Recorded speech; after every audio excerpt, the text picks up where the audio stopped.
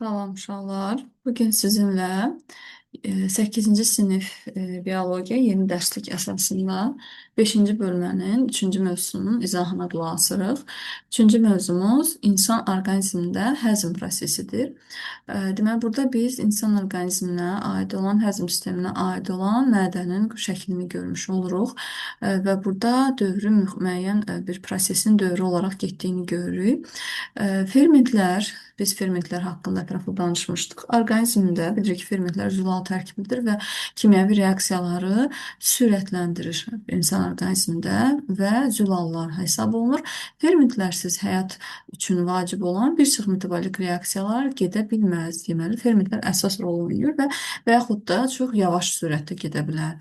Və insan orqanizmində məsələn temperatur aşağıdır, düzdürmü? 36.6 dərəcədir və bu aşağı temperaturda olmasına baxmayaraq orqanizmimizdə müxtəlif mürəkkəb proseslər gedir. Təbii ki, bunlar hamısı fermentlərin sayəsindədir. Həzm fermentlərinin əsas xüsusiyyəti qida maddələrini daha kiçik və asanlıqla həzm oluna bilən maddələrə parçalamaqdan ibarətdir. Həzm sistemində fermentlər tərəfindən hansı qida maddələri parçalanır? Bu haqda burada danışacağıq. Nə üçün bu maddələr parçalanmadan mənimsənilmir? Çünki iri maddələrdir, iri molekullardır və onlar deməli, bağırsaqlar tərəfindən sorula bilmir. Fermentlər orqanizmdə tükənə bilərmi? Təbii ki, tükənə bilər. Əgər deyək ki, normal insan qidalanmasa, fermentlər də zaman keçdikcə parçalanır və həmin o parçalanmış fermentlər əvəzinə mütləq yeniləri yaranmalıdır və normal qidalanma prosesi getməyəndə təbii ki, fermentlərdə çatışmazlığı baş verə bilər. Və orqanizmin həzm prosesində əsas rol oynayan, təbii ki, həzm fermentləri, biz bunlara bioloji fəal maddələr də deyəcəyik ki, bu bioloji fəal maddələr, fermentlər, karbohidratları, zülalları, yağları, nuklein turşularını və s. daha kiçik molekullara qədər parçalayır və bu zaman enerji ayrılır ki, həmin enerji hesabına da orqanizmimizin böyüməsi, inkişafı prosesi baş vermiş olur. Həzm prosesində təbii ki, ağız suyu, mədə, mədə-altı bəzi, bağırsaq hüceyrələri tərəfindən ifraz olunan çoxlu miqdarda müxtəlif fermentlər var. Demək ki, bütün bunların tərkibində nə var? Fermentlər var və həzm fermentləri 3 əsas qrupa bölünür. Zülalları parçalayan fermentlər, baxın, zülalları parçalayan fermentlər, burada biz iri molekul zülal görürük. Hansı fermentlərdir bunlar? Pepsin, hansı ki bunlar mədədədir. Himozin, bu da mədənin tərkibində olur. Tripsin, bu da nazik bağırsağa aid olan deməli fermentdir ki, zülalları amin turşularına qədər parçalayır. Daha sonra, yəni həzm dedikdə uşaqlar iri molekulların kiçik molekullara qədər parçalanmasından söhbət gedir. Təbii ki, burada kimyəvi həzm gedir. Çünki böyük molekul kiçik sadə molekullara parçalanır. Amma mexaniki həzm nə deməkdir? Bilirik ki, mexaniki həzm sadəcə olaraq deməli, maddələrin xırda hissələrə qədər parçalanmasıdır. Sonra karbohidratlar, mürəkkəb karbohidratların parçalanması yalnız harda gedir? Ağız boşluğunda gedir və nazik bağırsaqda gedir. Təbii ki, bu da ona görədir ki, həm ağız boşluğu, həm nazik bağırsaq qələv mühitdir. Ağız zəif qələvdir, nazik bağırsaq da qələvi mühitdir ki, burada iki növ ferment var. Amilaza fermenti və maltaza fermentinin təsirindən karbohidratlar qlükozaya, şəkərə qədər parçalanır. Amilaza nişastanı sadə birləşmələrə qədər parçalayır. Maltaza isə maltozanı qlükozaya qədər parçalamış olur. Və təbii ki, yağ molekullarına da təsir göstərən fermentlər var ki, bu nazik bağırsaqda olan lipaza fermentidir ki, lipidləri yağ turşusunu və qliserinə qədər parçalayır. Biz bilirik ki, lipid yağlar 3 yağ turşusundan və bir qliserindən ibarətdir. Yəqin ki, o quruluş yadınızdadır. Bu gliserin və burada olan deməli 3 dənə yağ turşusundan ibarət olur. Və lipidlərin həzmi təbii ki, ödün təsiri ilə də fəallaşır. Yəni öd lipidlərin parçalanmasına təsir göstərir. Lipidlərin iri lipid yağ molekullarının xırda yağ molekullara qədər parçalanmasına təsir göstərir. İndi bu haqda ətraflı yenə də danışacağıq. Demək ki, başlayırıq nədən? Başlayırıq ağız boşluğundakı həzmdən başlayırıq. Biz ağız boşluğunun quruluşu haqqında əvvəlki dərsdə danışmışdıq. Ağız boşluğunda həzm prosesi iki cür gedir. Bir qidanın mexaniki xırdalanması, yəni burada mexaniki həzm gedir, qarışması, həmçinin ağız suyun təsirindən ilkin kimyəvi parçalanma, yəni kimyəvi həzm getmiş olur. Ağız suyu dediyimiz ağız boşluğunda yerləşən iri ağız suyu vəzləri tərəfindən ifraz olunur və eyni zamanda çoxlu xırda ağız suyu vəzləri tərəfindən ifraz olunur. Bunlar hansılardır? Qulağın yanında olan ağız suyu vəzsidir. Qulaq yanı iki cütdür. Baxın 1, 2. Sonra dilin alt tərəfində olan dilaltı ağız suyu vəzidir ki, bunun da sayı 2 dənədir. Baxın görünür 1, 2 və çənə altı ağız suyudur ki, bu da sayı 2 dənədir. Demək, ağız suyu 3 cüt, yəni 6 ədəd iri ağız suyu vəzisi var və həzm vəzlərindən hansı ən çox, belə deyək ki, bədən boşluğunda ən çox sayı olan hansıdır desək, bu ağız suyu vəzlərini götürəcəyik. Ağız suyu vəzsi tərkibi zəif qələvi reaksiya göstərir və onun tərkibində təqribən 98% su, lizasim, amilaza və maltaza vardır. Gəlin bunların hər biri haqqında danışaq. Amilaza və maltaza fermentləri bayaq dediyimiz kimi karbohidratlara təsir göstərir. Mürəkkəb karbohidratları sadə birləşmələrə qədər parçalayır. Və bəzən olur ki, amilaza nişastanı sadə birləşməyə qədər parçalayır, amma belə deyək ki, tam parçalama prosesi getməyib, maltozaya qədər parçalayır. Ondan sonra maltaza fermenti isə maltozanı parçalayır glikozaya qədər. Glukoza. Deməli, buna təsir göstərən maltaza fermentidir. Eyni zamanda ağız suyun tərkibində dedik nə var? Lizasin var, fermenti var. Bu mikrobları zərərsizləşdirilməkdə əsas rol oynayır. Həmçinin ağız boşluğunun selli qişasının yaralarının sağalmasını sürətləndirir. Məsələn, fikir versəz görərsiniz ki, ağız boşluğunda hər hansısa bir yara olanda o zaman o daha tez sağalmış olur. Nəinki, məsələn, dərimizdə olan yaraya baxanda. Və biz buradan udqunma prosesinə gəlin baxaq. Məsələn, bax bu şəkildə burada bizə deməli ağızda gedən belə deyək ki, udqunma prosesini göstərdilər bizə. Burada biz sərt damağı görürük. Baxın, burada möhkəm olan, sümükdən olan isə sərt damaqdır. Bu hissə isə, bax bu hissə yumşaq damaqdır. Dil görürük. Qırtlağın qapağını görmüş oluruq. Qırtlaq qapağı, bura qırtlaqdır, nəfəs borusudur və bura qida borusudur. Fikir verirsinizsə, normalda biz əgər udqunmuruqsa, məsələn, qida ağzımızdadır, hələ onu udmamışıqsa, qırtlaq qapağı açıqdır, qida borusunun yolu bağlıdır. Və buradan biz nəfəs alıb sərbəst halda nəfəs alırıq. Amma udqunma zamanı, bu zaman nə baş verir? Udqunma zamanı yumşaq damaq yuxarıya doğru qalxmış olur. Yumşaq damaq deməli yuxarıya doğru itələnir. Baxın, yumşaq damaq udlağı bağlayır və dilin aşağı hissəsi, bax bu dilin kökü aşağı enir və nəticədə qırtlaq qapağını itələyir, qapağını basır və qırtlağın dəliyini bağlamış olur. Nəticədə qida udlaqdan qida borusuna rahat şəkildə keçmiş olur. Həm birinci udanda deməli ən birinci yumşaq damaq bağlanır ki, yuxarıya düşməsin. Ondan sonra qırtlaq qapağı bağlanır və nəticədə qida borusu ilə qida kütlələri deməli qida borusunun ilə hərəkət etmiş olur, irəliyə doğru hərəkət etmiş olur. Həmçinin dedik ki, ağız suyunun deməli tərkibində biz dedik lizasin fermenti var ki, o bakterisid təsir göstərir, bakteriyaları deməli məhv edir. Həmçinin mutsin adlanan maddə də vardır ki, mutsin. Mutsin nə edir? Qida kütlələrini sürüşkən edir. Bunun funksiyası qidanı sürüşkən etməkdir ki, rahat qidanın ötürülməsi rahat deməli baş verə bilsin. Və insan orqanizmində bir gün ərzində deməli 1 litr ağız suyu ifraz olunur. Gün ərzində deməli 1 litrə qədər ağız suyu deməli ifraz olunmuş olur.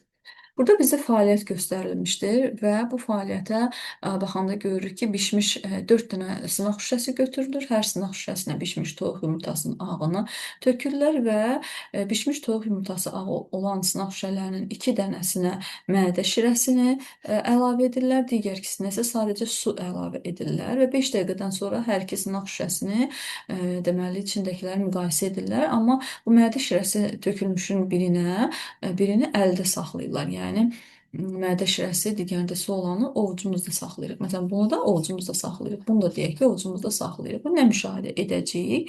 Nəticədə biz görürük ki, mədə şirəsi olan sınaq şüşələrində yumurta ağı həll olmağa başlayır.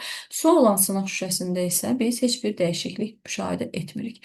Eyni zamanda nə üçün sınaq şüşələrini ovucumuzda saxlayırıq? Təbii ki, bu bədən temperaturumuzu ötürmək üçün.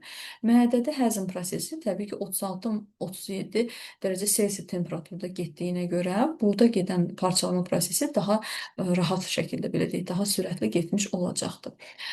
Gəlin buna uşaqlar buradan belə bir deməli video var. Bunun üzərində də biz bunu müşahidə eləyək prosesi. Baxın, dişlədik, dişlərimizlə qida xırdalanır, dil vasitəsilə ötürülür və qida ağızdan belə deyək 5-8 saniyə ərzində qida borusu ilə hərəkət edir və həmin o qida borusunun dalğavari hərəkətini görmüş oluruq. Təbii ki, qida borusunun dalğavari hərəkət etməsinə səbəb onun divarlarının həlqəvari və uzunluğa əzələlərdən təşkil olunmasıdır. Və qida mədəyə düşdükdən sonra mədənin girəcəyində olan qapaq bağlanır və çıxacaqda da təbii qapaq bağlanır və həmin o qapağın bağlanmasına səbəb odur ki, İndi bunun haqqında gəlin ətraflı danışaq ki, görək qida borusuna mədəyə düşdükdən sonra nə baş verir.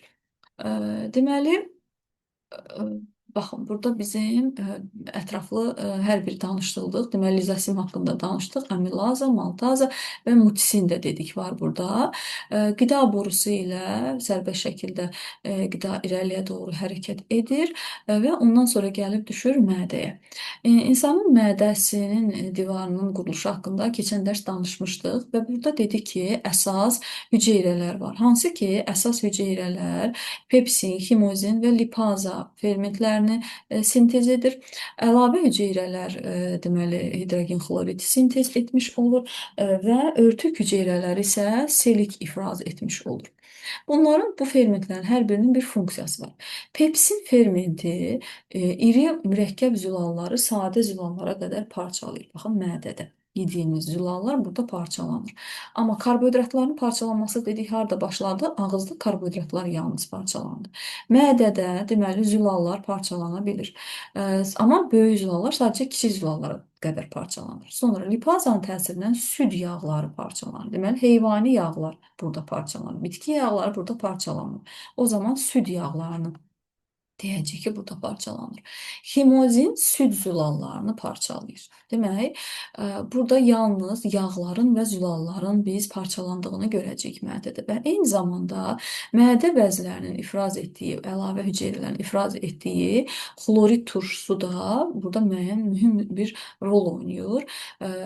Yəni, mədə bəzlərinin ifraz etdiyi şirənin tərkibində olan xlorid turşusu həzm prosesini 36-37 dərəcə temperaturda getməsi əsas belə deyək ki, fermentlərin öz funksiyasını normal yerinə yetirməsinə təsir göstərir. Belə ki, xlorid turşusu mədədə turş mühit yaratmış olur ki, bu turş mühit yaratdıqda mədə fermentləri bu zaman fəallaşır. Məsələn, pepsin xlorid turşusunun təsirindən fəallaşır və zülalları daha yaxşı parçalamağa başlayır. Mədənin hərəki fəaliyyətinə səbəb olur. Yəni, mədənin hərəkətini təmin etmiş olur. Eyni zamanda deməli, xəstəlik törədən mikrobları da məhv edir. Deməli, xlorid turşusu 1. Fermentləri fəallaşdırır, 2. Mədənin fəaliyyətini tənzimləyir, hərəkət fəaliyyətini və 3-cü də xəstəlik törədən mikroorqanizmləri məhv edir. Və Bəzi vəzlər var ki, hansı ki bunlar dedik ki, silik ifraz edir. Bunlar örtük vəzlərdir. Bunlar mədə divarını örtük şəklində örtür və həmin o xlorid turşusunun təsirindən və yaxud da qidanın tərkibində olan qıcıqlandırıcı maddələrin təsirindən qoruyur. Mədə divarlarını mühafizə edir sanki. Və mədə divarlarında həlqəvari əzələləri, uzunlu əzələləri, köndələn əzələləri var idi ki, bu əzələlərin yığılıb boşalması sayəsində mədə şirəsinin içərisində qida horası qarışır və tam olaraq parçalanır, maye kütləyə çevrilir. Mədə əzələləri qidanın mədədən nazik bağırsağa getməsinə kömək edir və gün ərzində 1,5-2 litrə qədər mədə şirəsi ifraz olunmuş olur. Deməli, bir gündə. Yəni, buradakı videoda bunun ardına baxaq. Baxın, burada bu dalğavari hərəkət edən, bu sarı rəngdə olan təbii ki, mədənin deməli şirəsidir. Və burada sfinkter qapaq mədə turşusunun, mədənin tərkibinin qida borusuna itələmənin qarşısını alır. Eyni zamanda ki, bax buradakı qapaq da deməli bağlı vəziyyətdə olur ki, içəridə normal həzm prosesi deməli getsin və bağırsağa ötürülməsin. Və mədənin tərkibi dedik ki, turş mühitdir. Çünki orada xlorid turşusu var. pH 2-yə bərabərdir mədə mühitində və bu turş mühit təbii ki, yalnız mədənin tərkibində qalır, bağırsağa ötürülmür və mədənin divarı o qədər qalındır ki, həmin o turş oradan belə deyək ki, xaricə təsir göstərə bilmir. Və məgər biz uzun müddət deməli mədə şirəsinin belə deyək ki, bağırsağa uzun müddət təsiri olarsa, baxın burada deməli biz onu gördük. Deməli nə deyir bizə? Deyir ki, bəzən biz çoxlu turşulu turşu olduqda mədədə, o zaman mədənin selikli səthi pozulur, yəni yaralar əmələ gəlir, xoralar əmələ gəlir ki, bu da həzm prosesini deməli çətinləşdirir. Və burada bizə enerji içkilərindən danışır ki, enerji içkisini qəbul etdikdə onun tərkibində olan sadə birləşmələr olduğuna görə tez qana ötürülür, amma məsələn ət məhsulları yedikdə daha zəif həzm prosesi getmiş olur. Və mədədən sonra dedik ki, qida ötürüləcək nazik bağırsağa. Gəlin bir videomuz da var, uşaqlar. O videoda da mədənin quruluşuna baxaq. O da sizin üçün yəqin ki, maraqlı olar.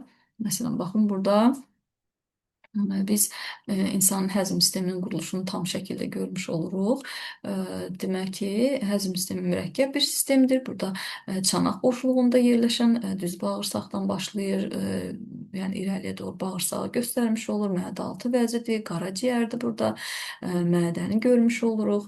Burada qaraciyərdir, ödə xarını görmüş oluruq. İrəliyə doğru qalxırıq və qida borusu və nəticədə və nəhayət ağız boşluğu iri ağız suyu vəzlərində bizə göstərmiş olur və buradan biz qidanın deməli ağızdan daxil olduqda dişlərdə mexaniki həzmin getdiyini göstərir bizə. Daha sonra burada biz karbohidratları görürük ki, amilaza fermentinin təsirindən iri karbohidratlar kiçik hissələrə qədər ayrılmış olur. Dedik ki, deməli ağız boşluğunda yalnız karbohidratlar parçalanır, daha kiçik hissələrə qədər parçalanır. Ona görə də biz çörəyi ağzımızda daha çox çiynədikdə onun şirinləşdiyini görürük.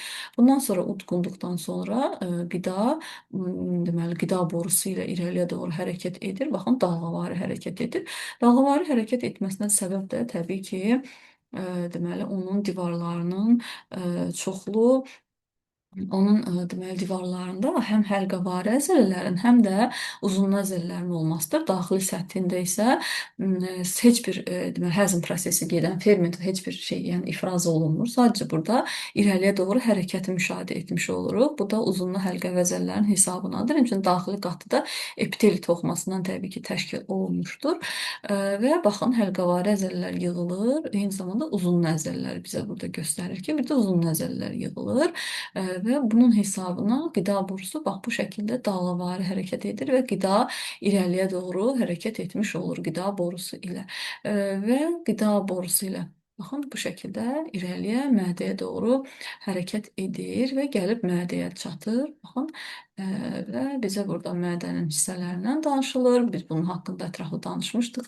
Daxili səthindən danışır ki, içəridə çoxlu qırışlar var. Həmin o qırışların hesabına da xüsusi hüceyrələr var, hansı ki, deməli onlar xlorid turşusu ifraz edir, fermentlər ifraz edirlər, mədə turşusu ifraz edirlər, selik ifraz edirlər.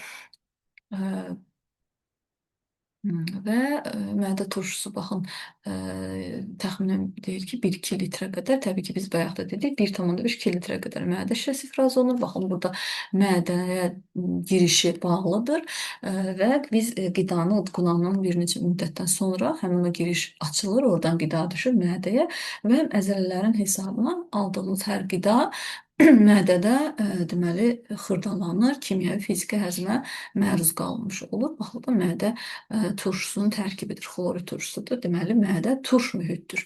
Lipaza, pepsin və eyni zamanda ximozin fermentləri burada var. Hansı ki, dedik ki, bunlar eyni zamanda dedik ki, xlorid turşusu bakterisid təsir göstərir, mikrobları da məhv edir. Baxın, xlorid turşusunun təsirindən bakteriyalar burada görürük ki, necə məhv olduğunu bizə göstərir. Və pepsinin deməli zülalları parçaladığını, eyni zamanda burada müəyyən qrup vitaminlərin deməli həzm olunmasına kömək etmək üçün həmin o vitaminlərə mədə vəzlərinin təsirindən müəyyən belə deyək ki, daxil amillərlə birləşir də belə deyək, həmin o vitaminlərin sorulmasını asanlaşdıran bir vasitə də var mədəmizdə. Və eyni zamanda dedik ki, süd yağları burada parçalanır, amma süd yağlarının tərkibində yalnız bir dənə yağ turşusu ayrılır. 2 dənəsi sərbəst şəkildə qalır. Baxın, bir yağ turşusu ayrılır, yerdə qalan 2 dənəsi isə qalır. Və bundan sonra, mədədən sonra baxın necə onun mədənin peristaltikasını, yəni dalıvar hərəkətini bizə göstərir burada. Və bu şəkildə qida horası yaranır və ondan sonra mədənin çıxacağı olan hissə açılır və nəticədə qida tam belə deyək ki, birinci hissəsi, nazik bağırsağın birinci hissəsi olan 12 barmaq bağırsağa açılmış olur. İndi gəlin növbəti deməli nazik bağırsaq haqqında danışaq. Bağırsaqlar biz dedik ki, ilk olaraq mədədən müəyyən qədər qida, buradan baxın mədədən buranı silim mən, tam görünsün rahat. Deməli, mədədən qida hissə-hissə sfinkter açılır və hissə-hissə ötürülür nazik bağırsağa. Qida maddələrinin həzmi, onların qana sorulması, limfaya sorulması, bax, həmin eli bu nazik bağırsaqda gedir. Və nazik bağırsağın ön hissəsi, bax, bu hissəsi 12 barmaq bağırsaq adlanılır ki, biz 12 barmaq bağırsaqla niyə adlandırdıq? 12 dənə baş barmağın bir-birinin yanına qoyduqda onun uzunluğunu almış oluruq. Və biz əvvəlki dərsdən də dedik ki, 12 barmaq bağırsağa mədə-altı vəzinin, qaraciyərin öd axarları açılmış olur.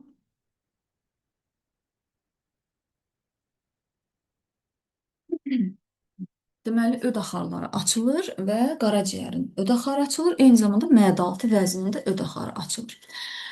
Qida bağırsağa düşdükdə, bağırsaqda mədə-altı vəzinin həzm şirələri ifraz olunmağa başlayır. Baxın, buradan biz bunu görürük ki, bax, buradan mədə-altı vəzinin həzm şirələri ifraz olunur. Eyni zamanda da öd, deməli, qaraciyər öd hazırlayır. Deməli, mədə-altı vəzinin həzm şirələrinə nə aiddir? Tripsin fermentə aiddir, zülalları parçalayır amin turşularına qədər. Lipaza fermentə aiddir, yağları təsir göstərir, yağ turşusu qliserinə qədər parçalayır və amilaza karbohidratları təsir göstərir, onları qlipozaya qədər parçalamış olur. Eyni zamanda dedik ki, mədə-altı vəzinin axacağı ilə bərabər ora qaraciyərdə daim deməli öd hazırlayır, axıdır və qaraciyərin kütləsi 1,5 kiloqramdır. Qaraciyər dedik ki, öd əmələ gətirir və onun müəyyən bir hissəsini öd kisəsində toplayır. Baxın, burada biz öd kisəsinin quruluşunu da keçən dərsdən baxaq. Baxın, qaraciyər, mədə-altı vəzi birlikdə deməli həzm fermentlərini, mədə-altı vəzi yalnız həzm fermentlərini ifraz edir bura. Bu onun xarici sekretor funksiyasıdır. Eyni zamanda həmin hissə ilə öd axarı da açılır. Qaraciyər öd hazırlayır, həm öd kisəsini də toplayır, həm də öd axarı vasitəsilə 12 barmaq bağırsağı açılır. Bundan əlavə olaraq, məsələn, baxın buradakı Burada da biz şəkildən də baxsaq, və burada məədaltı vəzinin həm ekzokrin, yəni xarici sekretor funksiyası verilib, həm də daxili sekretor funksiyası, endokrin. Endo daxili deməkdir onlara, ekso xarici deməkdir. Deməli, ekzokrin hüceyrələri ferment hazırlayır. Buradan deyək ki, xarici olunur tripsin, lipaza, amilaza və gəlir bax bu yol vasitəsilə, bax bu axarla gəlir, tökülür öd kisəsinin axarı ilə, öd axarı ilə bir yerdə 12 barmaq bağırsağa tökülür. Bu olur onun ekzokrin hüceyrələrinin funksiyası, yəni ekzokrin funksiyası. Bir də mədə-altı vəzinin endokrin funksiyası vardır. Hansı ki, bu xüsusi hüceyrələr hormon ifraz edirlər ki, bu hormonlar insulindir və qlukagondur. Hansı ki, insulin qanda şəkərin miqdarını azaldır. Qlukagon isə qanda şəkərin miqdarını artırmağa xidmət edir. Təbii ki, bu qanda qlukozanın balansını tənzimləməkdə deməli bir rol oynayır. Demək, buradan bildik ki, mədə-altı vəzi iki funksiyası var. Bir xarici sekretor funksiyası var, bir də daxili sekretor funksiyası olmuş olur. Bəs yaxşı, bu mədə-altı vəzinin funksiyalarından danışdıq. Bəs yaxşı, öd nə işə yarayır? Ödün funksiyaları nədir? Qaraciyər dedik ki, öd əmələ gətirir və onun bir hissəsini də öd kisəsində toplayır. Və öd nə iş görür uşaqlar? Öd İlk olaraq deməli ödün təsirindən, təsiri altında iri yağlar kiçik yağ damlalarına qədər parçalanır. Yəni burada sadəcə olaraq böyük yağ molekulları xırda yağ molekullarına parçalanır. Yəni burada yağların ödün təsirindən yağların kimyəvi həzmi getmir. Burada sadəcə olaraq yağların mexaniki həzmi gedir. Baxın, yadda saxlayın. Öd yağları sadəcə mexaniki həzmə uğradır. Həmçinin ödün bir funksiyası, bu oldu birinci funksiyası. İkinci bir funksiyası öd həm də mədə-altı vəzinin fermentlərini fəallaşdırır. Yəni, tripsinin, lipazanın, amilazanın fəallığını artırır. Hətta öd yağların həzmini asanlaşdırır dedikdə, yəni daha yaxşı təsir göstərir yağların həzminə. Çünki o nə edir? Lipazanın, o mədə-altı vəznin fermenti ki olan var ki, bax burada lipaza. Lipazanın işini 20 dəfə fəallaşdırır, 20 dəfə artırır, daha da fəal edir. Demək ki, öd, biz yağlı yemək yeyəndə bizə daha çox kömək edən elə öddür. Öd həm iri molekullar, yağ molekullarını kiçik hissələrə qədər parçalayır. Eyni zamanda da öd lipaza fermentinin işini fəallaşdırır. Həmçinin öd nazik bağırsaqda qələvi bir mühit yaradır. Deməli, ağız boşluğu, baxın buradan qeyd edirik. Ağız boşluğu oldu, zəif, qələvi mühit, sonra mədə oldu, turş mühit, amma bağırsaq, nazik bağırsaq olacaq qələvi mühit və bu qələvi mühiti yaradan da öddür. Ödün təsirindən qələvi mühit yaranmış olur. Deməli, bu olur onun üçüncü funksiyası. Eyni zamanda öd dördüncü mikrobları da məhv edir. Mikroorqanizmləri də məhv edici təsir göstərmiş olur. Bağırsağın, yəni daxili quruluşundan baxaq, danışaq. Təbii ki, bağırsağın boşluğunda bu mədə-altı vəzinin fermentlərindən əlavə olaraq bağırsağın özünün divarlarında da həzm fermentləri deməli bu boşluqda belə deyək ki, maddələrin parçalanmasına təsir göstərir. Bağırsaq boşluğunda həzm fermentlərinin təsiri altında həzm prosesi baş verir, davam edir və nazik bağırsağın divarı, daxili divarları buradan göründüyü kimi bir qatlı yastı epitel hüceyrələrindən təşkil olunmuş, ibarət olan çoxlu xovlardan ibarətdir. Demək, bu hər bir xov, baxın burada görürsünüzmü?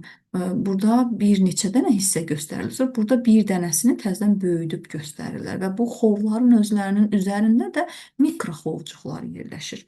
Yəni görün nə qədər xırda hissələrdən təşkil olunmuşdur və bu xovlar özləri bir qatlı yastı epitel hüceyrələrindən təşkil olunmuşdur və 1 kvadrat santimetrdə, yadda saxlayırıq bunu, 2500-ə qədər xov olur və bunların da təbii ki, membranların üzərində də mikroxovcuqlar yerləşmiş olur.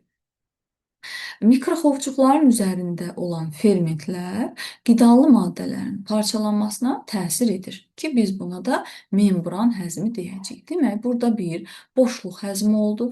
Hansı ki, boşluq daxilində fermentlərin, mədalatı bəzi fermentlərin təsirindən iri molekullar kiçik molekullara qədər parçalandı. Eyni zamanda mikroxovcuqların özlərinin üzərindən ifraz olunan fermentlərin hesabına biz burada maddələrin yenidən parçalanmasını, yəni membran həzmini görmüş olacağıq.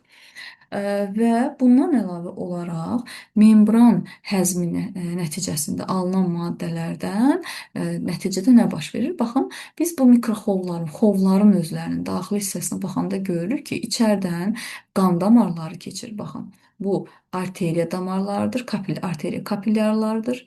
İçində oksigenlə zəngin qandır və içində venozla zəngin olan kapilyarları görürük ki, yenidən gedir. Deməli, bu gəlir bağırsaq arteriyasına, bu gedir ötürülür venalarla, bağırsaq venası ilə ötürülür və təbii ki, oradan da gedəcək qaraciyərə, qaraciyərin qapı venasına. Eyni zamanda xovların içərisində limfa damarları da gedir. Baxın, limfa damarları bir ucu da hətta kapilyarın bilir ki, bir ucu kör qutarır.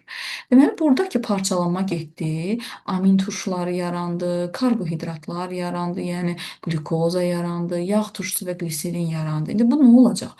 Bu zaman nə baş verir? Amin turşuları sorulur qana, glukoza sorulur qana. Və bu qan vasitəsilə qan damarları ilə ötürülür. Amma yağlar isə, yağlar göstərdiyimiz bax, xırda yağlar, bunlar sorulur limfaya. Demək, amin turşusu və qlukoza soruldu qana, amma yağlar, yağ turşusu və gliserin yağlar sorulur limfaya. Niyə yağ turşusu və gliserin demirəm? İndi gəlin ona fikir verək. Çünki burada əgər yağ turşusu və gliserinlər yaranmışdırsa, bunlar xovlar vasitəsilə sorulan zaman xovların epiteli hüceyrələrində həmin bu yağ turşusu və gliserindən insana xas olan yağlar yaranır. Yağ. Və həmin o yağlar limfaya sorulur. Yağ turşusu, gliserin yox. Burada yaranan, insana xas olan yağlar limfaya sorulur və limfa dövranı ilə yenidən gedib, deməli, sağ körpücük altı venadan yuxarı boş venaya, oradan da ürəyin sağ qulaqcığına ötürülür və qana qarışır nəticədə. Və bu zaman belə deyək də, xollarda bax bu şəkildə sorulma prosesi getmiş olur. Və biz burada nə görürük? Görürük ki, nazik bağırsaqda iri molekullar var. İri molekullar qana ötürülmədi. Xovlar həmin o iri molekulları qana ötürməyə imkan vermir. Həmçinin xovlar hətta qoruyucu funksiya da yerinə yetirir. Yəni qoymur ki, mikroblar qana keçsin. Bax, bunun da əsas funksiyalarından biri budur. Həmçinin xovların və deməli dedik ki, bağırsaqda həzm prosesi 3 mərhələdən keçdi. Birinci boşluq həzmi getdi, yəni bu iri molekullar xırda molekullara qədər parçalandı. Ondan sonra membran həzmi getdi, yəni nazik bağırsağın xovlarının üzərində fermentlərin təsirindən yenidən parçalanma prosesi getdi və sonda kiçik molekullar membrandan deməli hara keçir? Qana keçmiş olur. Təbii ki, bu proses diffuziya yolu ilə baş verir. Deməli, sorulma prosesi getdi. Əslində, sorulma prosesi süzülmə, diffuziya kimi fiziki, həmçinin də maddələrin xolların divarından fəal keçməsindən ibarət olan mürəkkəb fizioloji prosesdir. Deməli, xollar həm qoruyucu funksiya yerinə yetirdi, həm də sorulmada da iştirak etdi. Bax, bu xollar həm qoruyucu, həm sorulma prosesində iştirak etdi və onlar bağırsaqda yaşayan mikroorqanizmlərin qana, limfaya keçməsini təbii ki, qarşısını almış oldu. Deməli, gəlin biz burada olan deməli videonun bir burada ardına baxaq uşaqlar. Nə baş verdi? Baxın, mədə-altı vəzi ferment ifraz edir və öt qaraciyər. Baxın, buradan qaraciyər öt hazırlayır və onu ötürür nazik bağırsağa. Baxın, nazik bağırsağın divarında görürsünüz nə qədər xovlar var. Baxın, bunlar xovlardır və ya da barmaq şəklindədir. Görürsünüzmü? Həmin o xovların özlərinin üzərində də mikroxovcuqlar var dedik. Baxın. Və həmin o hissədə sorulma prosesi gedir. Nəticədə qidalı maddələr deməli nazik bağırsağın divarlarından qana və limfaya sorulmuş olur. Bundan sonra gəlin bir də digər videomuzda biz deməli buna baxaq. Dayandırın, digər videomuzda baxaq bunun ardına.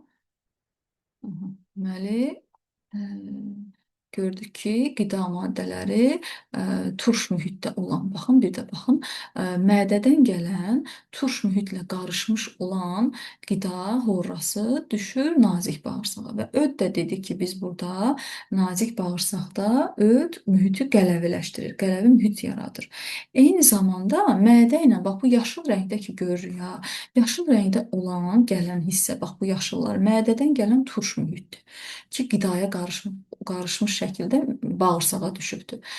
Bu isə öddür, hansı ki, qələvi mühit yaratmağa çalışır. Və nəticədə turş mühiti neytrallaşdırır. Olur, burada bizə reklam gəldi.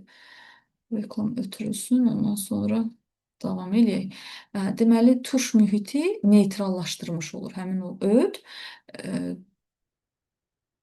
Öd turş mühiti neytrallaşdırmış olur.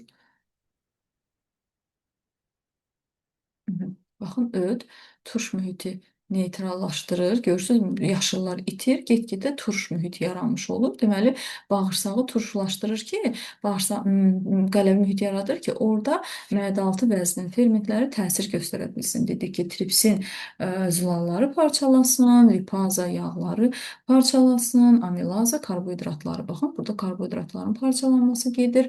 Və nəticədə karbohidratlı yağlar burada baxın parçalanması gedir. 3 dənə yağ turşusudur, gliserindir, tam olaraq parçalanma gedir və nəticədə parçalanmış proses. Baxın, burada biz qaraciyəri görmüş oluruq. Məədaltı vəzidir. Qaraciyər bir yerdə məədaltı vəzinin axarı ilə bir yerdə ödü hazırlayıb axıdır. Öd kisəsinə baxın, bir hissəsi axır, bir hissəsi də məədaltı vəzi ilə bir yerdə gəlib nazik bağırsağa axıdılır. Demək, və burada biz bu orta hissədə nazik bağırsağı görmüş oluruq, kənarlarda isə yoğun bağırsağı görmüş oluruq. Nazik bağırsaq özü 12 barmaq bağırsaqdan, acı və qalça bağırsaqdan ibarətdir. Baxın, bu mikroxovcuqlardır. Nazik bağırsağın daxili səthidir. Mikroxovcuqlardır və xovlardır daha doğrusu və o xovlarda olan mikroxovları bizə göstərmiş olur. İçərdən gedən qan damarlarını göstərir. Baxın ki, hansı ki amin turşuları və qlükoza qan damarlarına ötürülür. Baxın, görürsünüz, bax bu yaşıl rəngdə olanlar hamısı qan damarına ötürülən amin turşuları və qlükozadır. Gələn damar arteriya damarıdır, çıxan damar vena damarını bizə burada göstərmiş olur. Hansı ki, dedik ki, qlükoza sərbəst şəkildə qanda hərəkət etmiş olur. Baxın, bu qlükoza sərbəst şəkildə qanda hərəkət edir. Amin turşularda deməli ötürülür, qanda hərəkəti təmin olunur. Amma yağlar təbii ki, baxın, bunlar limfa damarlardır. Limfa damarları yağları özünə doğru çəkir, yəni yağlar limfa damarlarına sorulur. Və bu da mikroxolcuqlardır. Baxın, belə. Deməli, nazik bağırsağın daxili səthidir biz burada görürük. Və nazik bağırsaq, 12 barmaq bağırsaqdan sonra deməli nə gələcək?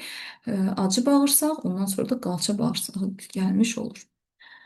Bu şəkildə nazik bağırsaqda da peristaltikanı görmüş oluruz. Baxın, nazik bağırsağın bu peristaltikasıdır və qida peristaltika vasitəsilə irəliyə doğru nəql edir və nəticədə də qida həmçinin orada deməli hissələrə parçalanır, təzədən yenidən parçalanma prosesi getmiş olur ki, tam həzm prosesi getsin. Bu qədər. İndi gəlin növbəti hissədən danışaq, yəni yoğun bağırsaqdan danışaq.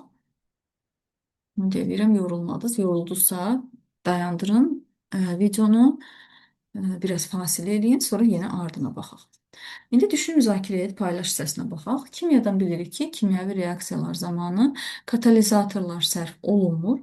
Belə olan halda fermentlər orqanizmin həzm vəzləri tərəfindən daim hansı səbəbdən əmələ gəlir? Yəni bizə deyir ki, katalizator sərf olunmur. Bəs niyə fermentlər daima yenidən əmələ gəlmiş olur? Axı burada biz gördük ki, deməli belə deyək də, fermentlər yenidən sintez olunur. Onların fəaliyyətinin pozulması zamanı insana fermentin dərman forması niyə təyin olunur? Təbii ki, bizim orqanizmimizdə daima dayanmadan deməli müxtəlif proseslər gedir, hansı ki, bu proseslər sayəsində həm temperaturun dəyişməsi baş verə bilər və yaxud da hansısa bir belə deyək ki, normal qidalanmama və digər xarici və daxili faktorların təsirindən bədənimizdə olan fermentlər kiçik hissələrə qədər parçalanır və öz funksiyasını yerinə yetirə bilmir. Və bu zaman təbii ki, kənardan da insan orqanizminə dərman formasında fermentlər daxil olunmalıdır. Fermentlər zədələnmə zamanı və yaxud da denaturasiyaya uğrayır. Təbii ki, bilirik ki, onlar zülaldır. Bu səbəbdən də həzm sistemində ya turşuluq arta bilər, ya temperatur, mədə fermentləri və yaxud da pH dəyişikliyi ola bilər. Ona görə də normal həzm prosesi getməsi üçün fermentlər daim yenilənməli və təzədən sintez olunmalıdır. Təbii ki, əgər fermentlər çatışmazlığı və yaxud da olmaması zamanı qida maddələri normal şəkildə parçalanmır və sorulmur. Əgər ferment çatmırsa, qida maddəsi parçalanmır, sorulmur. Nəticədə qidalanma pozğunluğu, yəni normal qidalansaq belə həzm getmədiyinə görə qidalanma pozğunluğu yaranır və yaxud da vitamin, mineral maddələrin çatışmazlığı yaranır, həzm pozuntusu yaranır, deyək ki, köp ola bilər, ishal ola bilər, qarın ağrısı baş verə bilər və ferment çatışmazlığı insan sağlamlığına təbii ki, mənfi təsir etdiyi üçün onlara bəli dərman formasında əvəzedici müalicə vasitələri kimi biz ondan istifadə edə bilərik. Yəni hərb şəklində qəbul edə bilərik. Və qida maddələrinin həzmi sorulması, deməli, əsasən harada getmiş oldu? Nazik bağırsaqda getdi qida maddələri. Nə oldu burada? Zülallar, yağlar, karbohidratlar. Amma həzm olmayan qida maddələrin qalıqları nazik bağırsağın dalğavari hərəkəti, yəni peristaltikası nəticəsində ötürüləcək yoğun bağırsağa. Baxın, biz burada yoğun bağırsağın şəklini görmüş oluruq. Yoğun bağırsaqda dedik ki, kor bağırsaqdan kor bağırsağın soxulcana bənzər çıxıntısından deməli çəmbər bağırsaqdan bir də düz bağırsaqdan ibarətdir. Yoğun bağırsaqda nə baş verir? Bəs yoğun bağırsağın divarında uşaqlar orada belə deyək ki, fovlar yoxdur. Və fovlar olmadığına görə onun divarı, yəni nazik bağırsağın quruluşu kimi deyil. Amma burada da suyun qana sorulması baş verir və təbii ki, nəticədə nəcis kütlələri formalaşır və bədəndən defekasiya olunur, yəni bədəndən xaric olunur. Və yoğun bağırsağın segmentli, baxın belə hissələrdən ibarət olan quruluşu var və onun halqavari yığılmaları nəticəsində nəcis kütlələri belə deyək ki, qarşısı alınır bir müddət, irəliyə doğru hərəkətin qarşısı alınır ki, bunu da suyun sorulmasının getməsinə kömək edir. Yoğun bağırsağın selli qişasında vəzirləri var ki, onların ifraz etdiyi şirənin tərkibində çoxlu selik, az miqdarda fermentlər olur. Ona görə də burada əsasən, məsələn, kor bağırsağın çıxıntısında limfositlər, bağırsaq çöpü, bakteriyalar yaşayır. Ümumiyyətlə, yoğun bağırsaqda bitki mənşəli qidaların həzmi gedir. Çünki burada çoxlu bakteriyalar yaşayır. Məsələn, kor bağırsaqda olan bağırsaq çöpü bakteriyaları, bunlar bitki mənşəli qidaların tərkibində olan sellulozanın parçalanmasını təmin edir. Sellulozanı parçalayır qlükozaya qədər. Eyni zamanda K və B vitaminlərinin əmələ gəlməsini təmin edir. Burada olan bağırsaq çöpü bakteriyaları və qidada olan suyun çox hissəsi qana sorulduqdan sonra nəcis kütlələri təbii ki, defekasiya yolu ilə xaric olunur. Defekasiya nəcis kütlələrin irəliyə doğru xaric edilməsidir və nəcis kütlələrin xaric edilməsinə kömək edən insanın diafraqm əzələləridir və qarın əzələlərinin iştirakı ilə bu baş verir. Bu refleksin mexanizmi, mərkəzi əsasən oma nahiyəsində yerləşir, sinir sistemində.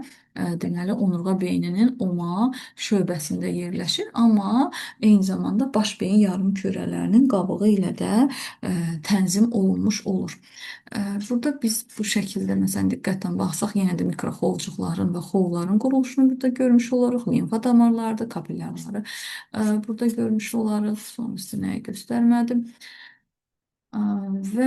Və burada olan tapşırığa gəlin baxaq. Gəlin əvvəlcə bu videonun sona qədər izləyək uşaqlar. Baxın, burada bağırsaqda, yoğun bağırsaqda qidanın biz deməli hərəkətini artıq görmüş oluruq. İrəliyə doğru hərəkətini görmüş oluruq. Növbəti videoda da baxaq. Nazik bağırsaqdan qida maddələrini əksəriyyət həzm olunur, ondan sonra ötürülür yoğun bağırsağa və yoğun bağırsaq bilirik ki 1,5 metr uzunluğunda olur. Onun divarları baxın görürsünüzmü? Burada xovlar yoxdur divarlarında. Ümumiyyətlə nazik bağırsaqda olduğu kimi xovlar yoxdur. Onun içərisi baxın bu şəkildə hamardır. Burada xovlar yoxdur. Və burada əsasən bakteriyalar yaşayır. Hansı ki bu bakteriyalar dedik ki bitki mənşəli qidaların həzmində, sellulozanın həzmində əsas rol oynayır. Həmçinin K və B vitamininin əmələ gəlməsində rol oynayır. Baxın yoğun bağırsaqda peristaltika nəticəsində qidanın irəliyə doğru, qida qalıqlarının irəliyə doğru hərəkətini müşahidə etmiş oluruq və segmentlərdən görürsünüz ibarətdir. Bu segmentlərdən ibarət olması nəcisin tez bir şəkildə irəliyə doğru getməsinin qarşısını alır ki, nəticədə də ondan gedir düz bağırsağa və həmin o qarşısını niyə alır? Qarşısını alır ki, su normal şəkildə sorulsun. Ondan sonra düz bağırsağa gedir və düz bağırsaqdan da nəcis kütlələri deməli bədəndən nə olur? Xaric olunmuş olur. Gəlin buradakı tapşırıqlara da baxaq. Bizə deyir ki, cədvəli tamamlayın. Ağız suyu vəzləri verib, mədə vəzləri, mədə-altı vəzi, qaraciyər və bağırsaq vəzləri. İfraz etdikləri fermentlər deyir bizə yaz. Hansı maddələrə təsir edir və hansı şəraitdə təsir göstərir? Baxaq. Ağız boşluğunda deməli burada hansı deməli ağız boşluğunda amilaza var edir, hansı ki karbohidratlara təsir göstərir və ağız boşluğu zəif qələvi mühitdir dedik. Mədə vəzlərində pepsin, hidrogen xloridin təsirinin aktivləşirdi. İfraz etdiyi ferment pepsindir. Eyni zamanda xlorid turşusu var, zülallara təsir göstərir, amma burada ximozin və lipaza da var idi, hansı ki ximozin süd zülalları, lipaza süd yağlarına təsir göstərirdi. Turş mühitdir dedik mədə vəzləri. Mədə deməli özü belə deyək ki, turş mühitdir. Mədə-altı vəzi amilaza, tripsin və lipaza fermentlərin təsir ifraz edir. Karbohidrat, yağ və zülallara təsir edir və mədə-altı vəzi deməli qələvi mühitdə fəaliyyət göstərə bilir. Nazik bağırsağa açılır axarı. Qaraciyər öd hazırlayır, ferment deyil. Öd sadəcə mexaniki təsir göstərdi. İri yağ damlalarını, kiçik yağ damlalarını parçalayır və yağların həzmini asanlaşdırır. Çünki o lipazanın işini 20 dəfə artırmış olur və o da qələvi mühitdə 12 barmaq bağırsaqda təsir göstərmiş olur. Bağırsaq vəzlərinə deməli peptidazalar, saxarazalar, lipazalar, yəni aza gördünüzsə, harda gördünüzsə, təbii ki, bu fermentdir və peptidazadsa deməli peptidlərə təsir göstərir, saxarazadsa disaxaridlərə, lipazada lipid sözündən yağlara təsir göstərir ki, təbii ki, bu da deməli qələvi mühitdə təsir göstərmiş olacaqdır. Həzm prosesi zamanı yoğun bağırsaqda suyun qana sorulmasının orqanizm üçün nə əhəmiyyəti var? Qəbul olunan suyun bədəndən, yəni necə gəldi belə deyək ki, xaric olmasının qarşısını alır da, yəni su itkisinin qarşısını alır. Nə üçün mədədə selik əmələ gəlir? Mədədə seliyin olması turş mühitin, mədə turşusunun mədənin divarlarının belə deyək, mədə divarlarını qoruyur. Mədə divarlarının xorasının və yaxud da qastridin, xoranın, qanaxmanın qarşısını alır. Nə üçün həzm fermentləri ilə yanaşı mədə vəzləri xlorid turşusu da deməli ifraz edir? Həzm fermentləri ilə yanaşı mədə vəzləri xlorid turşusu da. Çünki xlorid turşusu təsirindən həm bakteriyaları öldürür, həm də xlorid turşusu fermentin, pepsinin funksiyasını fəallaşdırır. İnsanda mədə xorası xəstəliyi deməli, insanda mədə xorası xəstəliyi zamanı mədənin bir hissəsini cərrahi üsulla kəsilib götürürlər. Nəticədə hansı maddələrin həzmi çətinləşər? Təbii ki, mədənin bir hissəsi götürüldükdə əsasən zülalların həzmi çətinləşir, çünki mədədə zülallar parçalanırdı. Pepsinin təsirindən və xlorid turşusunun miqdarı əgər burada azalırsa, pepsinin miqdarı azalırsa, təbii ki, nəticədə zülalların da həzmi çətinləşəcək. Sizcə nə üçün ferment tərkibli dərman həbləri xüsusi örtüklə örtülür? Ferment tərkibli dərman həblərinin xüsusi örtüklə örtülməsinin əsas səbəbi odur ki, fermentləri mədənin güclü turşu mühitindən qorumaq, onların yalnız bağırsaqda aktivləşməsini təmin etməkdir. Yəni mədə o fermentlərin üzünün örtüyünə olmasa, həmin o fermentləri parçalayır. Axı fermentlər də zülaldır, zülal tərkibidir. Nəticədə zülallar parçalandıqdan sonra o zaman o fermentlər öz belə deyək ki, fəal təsir effektini itirər, təsir göstərə bilməz. Ona görə bu proses olur. Elm texnologiya hissəsinə də baxaq uşaqlar. Demək ki, mədə-bağırsaq xəstəliklərinin öyrənilməsində istifadə olunan hazırki metodlar müəyyən qədər çatışmazlıqları mövcuddur. Çünki xəstələrdə tez-tez xoşa gəlməz, bəzən ağrılı hallar baş verir. Təbii ki, mədə, bağırsaqda temperatur, təzyiq, turşuluq kimi vacib fizioloji göstəricilər barədə məlumat əldə etmək həmişə mümkün olmur. Yəni bunu bilə bilmirik. Və bu baxımdan da həzm orqanlarının funksiyalarını öyrənmək biraz çətindir. Amma müasir dövrdə radiotelemetrik üsul öyrənilmişdir ki, bu üsulla miniatür, kiçik, baxın burada göstərilən kimi mikroskopik miniatür radio kapsullardan istifadə olunur ki, bunlar həzm sisteminin bütün hissələrində olan temperaturdur, təzyiq və digər göstəriciləri uzun müddət ölçməyə bizə imkan verir.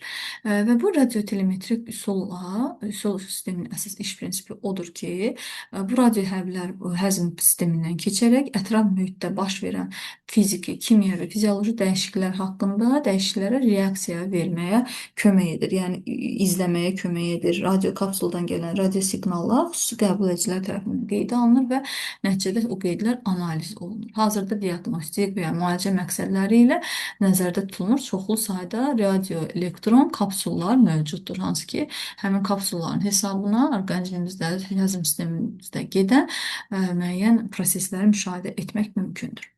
Bu qədər uşaqlar insanda gedən həzm prosesi haqqında ümid edirəm yorucu olmadı sizin üçün. Əgər yorucu oldusa, videonu hissə-hissə izləməyi sizə məsləhət görürəm. Bilirəm bu bölmə nisbətən çətin bölmədir, nisbətən ağırdır, daha çox məlumat var, amma bölməni hissə-hissə baxsaz və videolara da rahat şəkildə baxsaz, heç bir yəqin ki, sualınız qalmaz olsa belə yenə də mənə müraciət edə bilərsiniz.